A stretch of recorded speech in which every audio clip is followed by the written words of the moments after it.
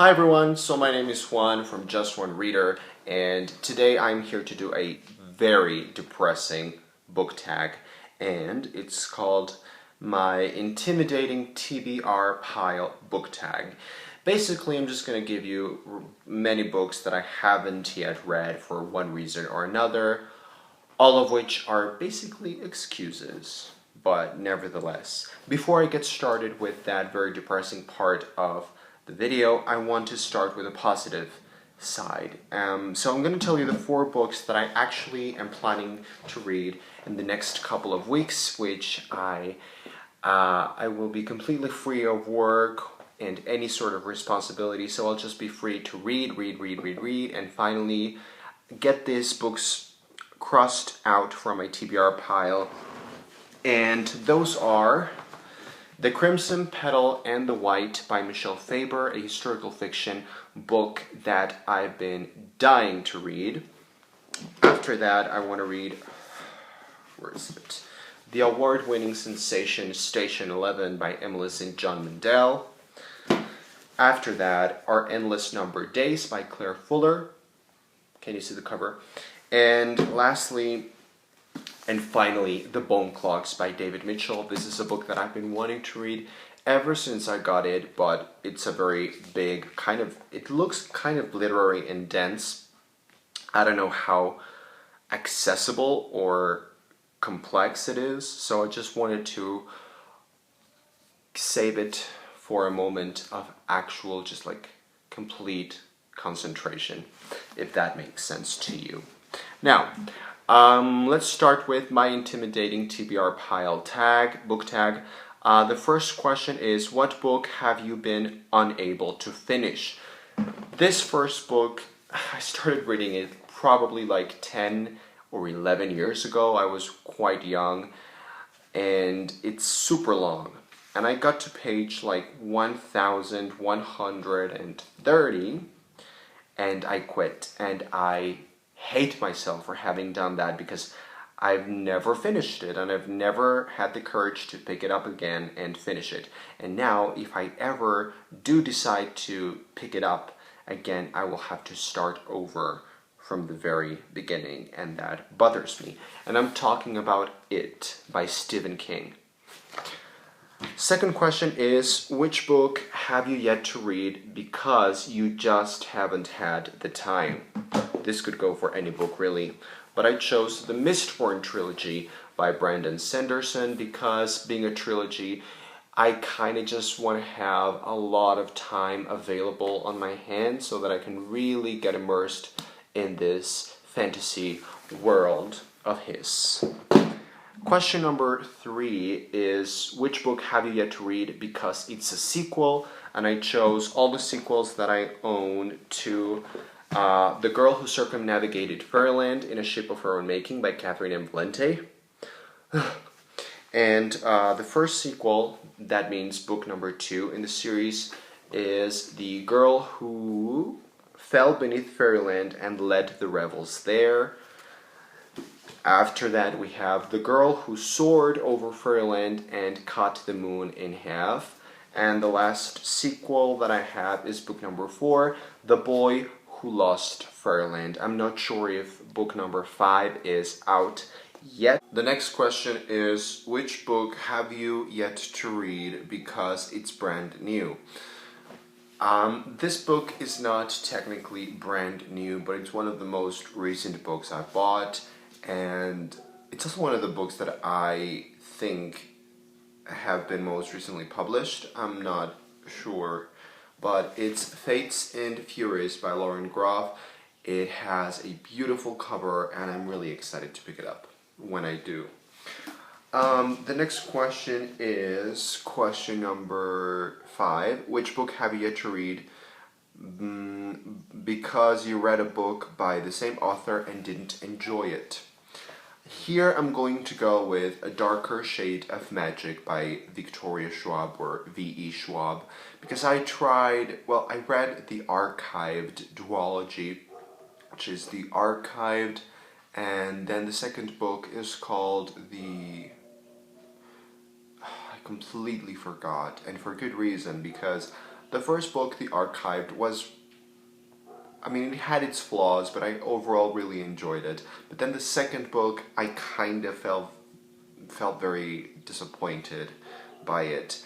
Then, however, I picked up Vicious by V.E. Schwab, which is supposed to be like her best book. It's quite the sensation on BookTube and everywhere. And honestly, that was the most disappointing book I read last year, 2015. I really did not like that book at all. I just could not believe that people loved it the way that they did. So I want to try Victoria Schwab yet again and see if this time it works for me, but I'm kind of a little bit undecisive. Alright, next question is, which book have you yet to read because you're just not in the right mood for it? This book is spectacularly long. It's quite a big, hefty book. It's probably one of the biggest books I own. It's 900 pages long, so it's very long. But more, I mean, it's not so much that it's long, it's just that it seems like very difficult. It seems very literary, very dense, very complex, filled with just many characters and a very political plot line, and it's just kind of one of those books that seem very clever. And I'm talking about City on Fire by this author, Garth Risk Hallberg. I've been hearing great things about this book. For some reason, I decided to pick it up because someone mentioned some similarity to books that I really enjoy, like A Little Life or The Goldfinch. It's a book about New York City, and of course I love books about New York City, so I do want to read it, just I'm not in the mood for it yet. Then the next book in this tag is which book have you yet to read because it's humongous. So I picked up the book that is, without a single question, the biggest, heftiest, chunkiest book I own, and that is The Stand by Stephen King. My pocket, this is actually a pocket edition, is 1,585 pages long. It's ridiculously long. I do want to read it though, like in the summer probably of this year, because it's supposed to be Stephen King's masterpiece. Everyone seems to love it to death, and it does really seem quite to my liking.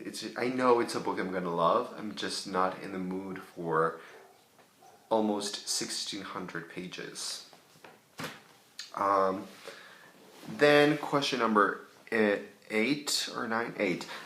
Which book have you yet to read because it was a cover by that turned out to have poor reviews? Well, this was neither a cover by nor does it have really bad reviews, but I bought it basically upon the recommendation of one booktuber who is Jen Campbell. She loved this book. It was her favorite book of 2014. And a lot of other booktubers have also thoroughly enjoyed it. Needless to say, this cover is also spectacularly beautiful. It's really attractive to me, so I immediately decided to buy it. But now I've been seeing that a lot of other booktubers that I really trust have disliked this book completely, so I'm kind of torn. And I'm talking about The Book of Strange New Things by Michelle Faber. This has a beautiful, glossy, shiny cover, and of course the golden pages that I absolutely adore. The edition is really very, very beautiful, and it does seem like quite an interesting book. And when I picked it up, I was going to start reading it right away, but I stopped myself. It does feel like it's a book that I could love, or at least really like. I read the first couple of pages and I was hooked, so maybe it's not as bad as some booktubers have led me to believe recently. And the last question in this book tag is the inevitable question. Which book have you yet to read because It's the most intimidating book in your TBR pile. The most intimidating book that I own is this one. I'm pretty sure you guys have heard a lot about this book and just how intimidating it seems. It's the book S by J.J. Abrams and Doug Dorst. This book is not that long. It doesn't seem like literary, like in the way that maybe City on Fire would be very literary, or The Bone Clocks would be very literary, or even the Book of Strange New Things could be quite literary and dense. S is quite on a different level. I think I might not be clever enough to really understand it and keep up with its pace. Basically, S is a book within a book, so it's a completely different meta-literature experience. It's supposed to be a book for loan taken from a library, and it has all these annotations, and it's a wonderful object. It's a ridiculously expensive book because it has a lot of work. Like, it's underlined, the pages look exactly like the pages of an old library book would look like. It's astounding. It really does feel like you picked up a very old book, ancient book from a library, and someone has annotated it all over the place. Not just one person, but two people have apparently read this book and annotated it, and they have like a dialogue with one another. Do you see? There's one person writing in blue and one person in black.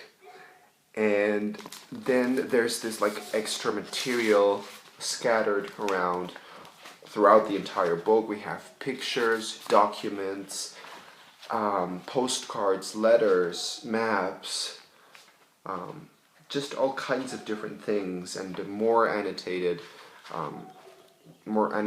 here in different colors. It's a very intimidating book, but I really do want to read it. If not in 2016, then whenever I can, because it does look like an experience that could be very fulfilling.